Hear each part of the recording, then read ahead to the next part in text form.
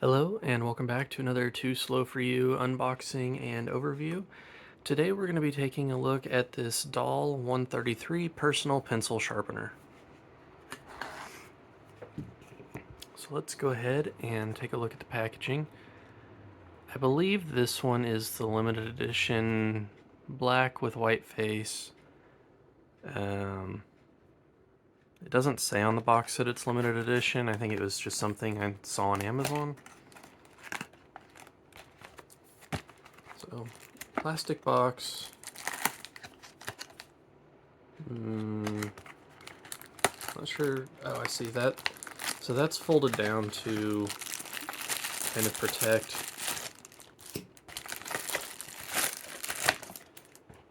this right here, the sharpening mechanism. So as we can see here, we've got sharper point on the left, blunt point on the right. So it is an adjustable, it is stop. Plastic, plastic, metal, plastic. Face is kind of beat up. Bin's got some cracking, it looks like. I don't know if we can get that in the light.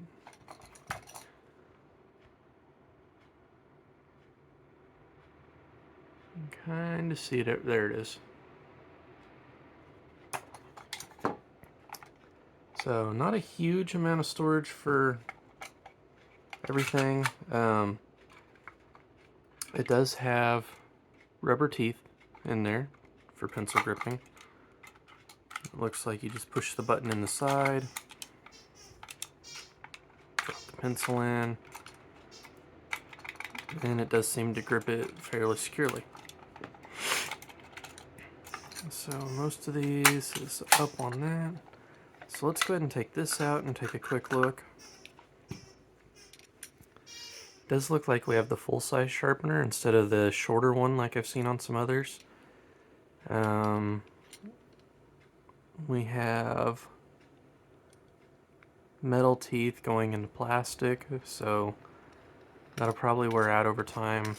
These do have a 2-year warranty on them though.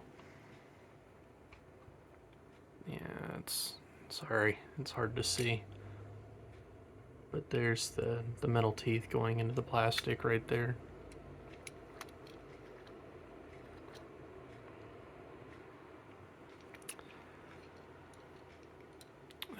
And this is the auto stop. You can see it moving back for a longer point or moving forward for a more blunt point. Right there.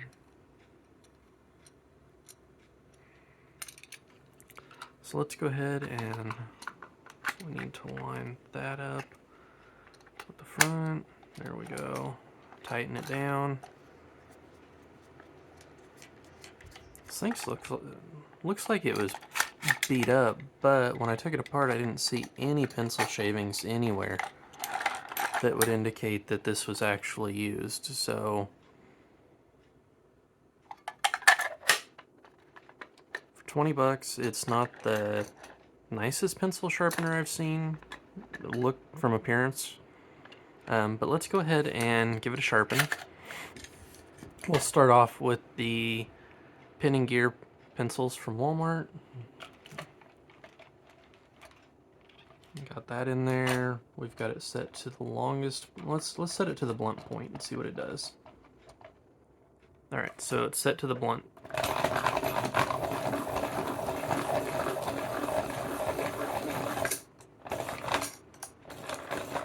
Okay. So that is the blunt tip. We'll zoom in there. Focus. Sharp on one side, not the other.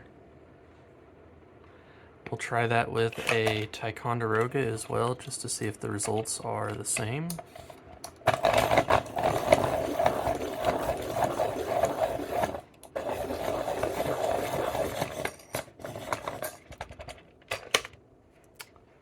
And yep, same results. Sharpen on one side, not the other. One thing I did notice doing this there is very, very little clearance down here. So when I'm holding it, I'm having to hold it like this because I can't actually get my hand around it. The other thing I'm curious about on this particular one is they've got this desk clamp in there, but when I was looking at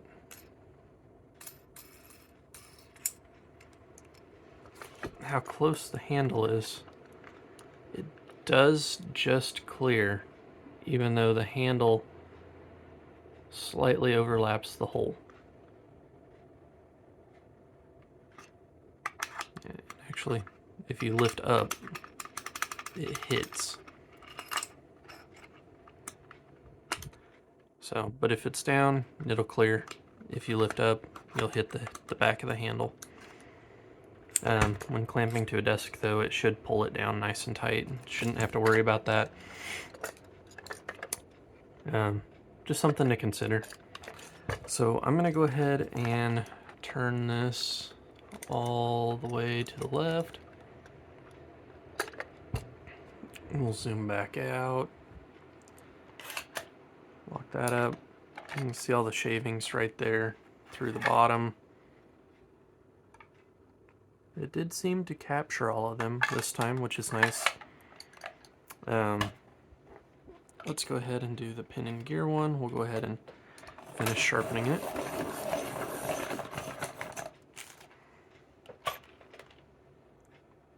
And we have a fairly decent point. It's not a super sharp point. Focus. There we go. But it is a nice point. I'll do the same on the Ticonderoga and then compare to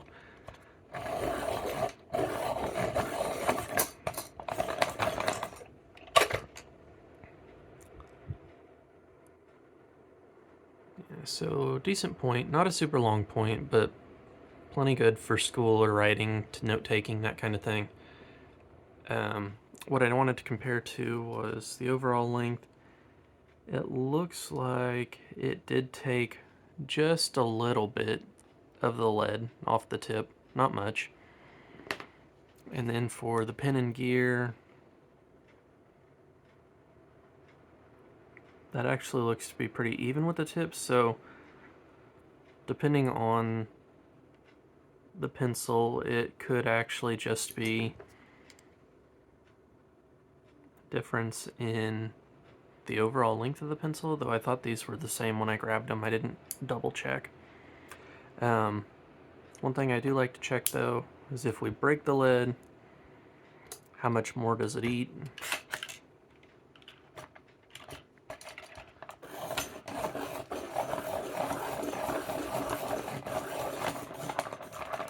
I didn't feel like it ate a whole lot to resharpen. No, it only... yeah, it only ate down to the lead, so that's good. Doesn't look like it'll eat your pencils. Now, I did have one thing I wanted to say about these auto stop sharpeners. I've noticed a few friends of mine have some, and they use Blackwings with soft lead in them, like 2B, 4B, that kind of stuff. Some of them do not auto stop on the softer leads. All of these pencils that I'm testing are HB, which is what most people grab. If you're using these for art supplies, just be cautious. And know that sometimes the 2B, 4B, all of that kind of softer lead might not hit that auto stop in there. It may not hit this mechanism down here, and it may end up causing it to continue eating your pencil.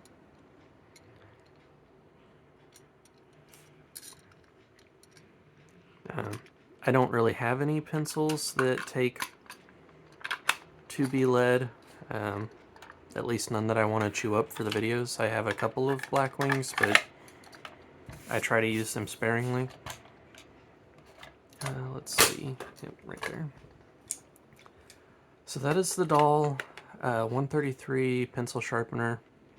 So you can see from the factory, it's got a lot of markings on the face. It's got a lot of markings on the top. It could have been an Amazon return where somebody took it out of the package and messed with it, but considering there were absolutely zero shavings inside anywhere, I really don't think it was. I think it was like this from the factory. The mechanism, despite being mostly plastic, felt nice. Like I said, you do have to kind of grip it like this in order to turn at the bottom, because if you try to do it like that, my finger's lower than the sharpener. I do like the button like this on the face. It makes it nice and easy to insert a pencil, just holding that instead of trying to hold the sharpener back here and then pinch stuff.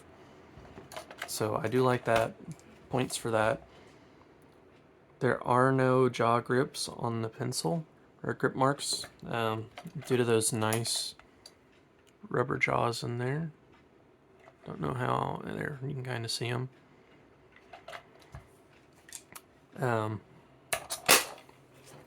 Banana for scale. It is smaller than a banana.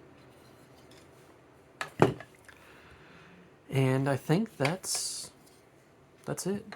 Let's get the banana face in the right way. But is it worth $20? I think I would spend the couple extra bucks and get the Uni KH20. That is one that does have issues with the softer black wing pencils. So on that one, you would need to be careful, and just when it feels like it's starting to loosen up, check your pencil. Make sure it's not going to keep eating it. But if you like the kind of classic look of this, and you want to spend the 20 bucks, you're not worried about finger marks and stuff on it, I say go for it. It's a nice sharpener. It's got rubber jaws for 20 bucks, which some more expensive sharpeners don't have. It's got nice auto stop feature with adjustable tip, which some don't have. And like I said, I love this side button here. That makes it way easier to insert the pencils. So that is my review on the Dahle 133. Let me know what you think, and be sure to like, subscribe, leave comments, do whatever. Just be polite, please. And I will catch y'all next time.